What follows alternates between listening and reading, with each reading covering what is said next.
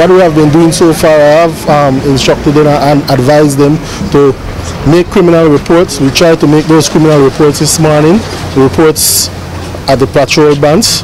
The officers did not want to take the report. They advised us to go over to the Internal Affairs office, and when we went over to the Internal Affairs office, the person in charge advised that we needed to bring in some medical legal form. But they have instructed me to issue notice of intention to sue the Commissioner of Police and also the Attorney General. We don't know who the officers are. They have 3 names in terms of the officers who came up into the house. Those names are associated with the GSU? Yes, those names are associated with the GSU.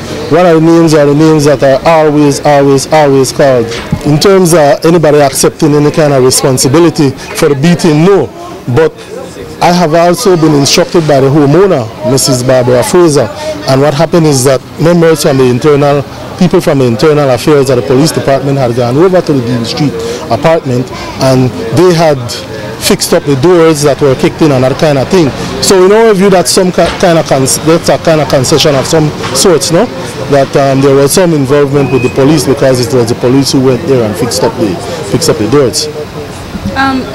The police usually claim that when they use force it's because it's justifiable. Is there anything, how airtight is what these guys are saying? How airtight is that? Well, in this case, the issue of justification is non-existent. It's non-existent. It's not there any at all. These were people who were sleeping in their beds, and they were awakened by bats being thrust upon them, by beating on them. One of the gentlemen, he was with his girlfriend in there, and we have already taken witness statements from all of them, and we have taken witness statements from also the neighbors. And what the neighbors are saying is that they heard the ruction, they heard the scream of the guys. Justification is not an issue in this matter at all, because these were sleeping people.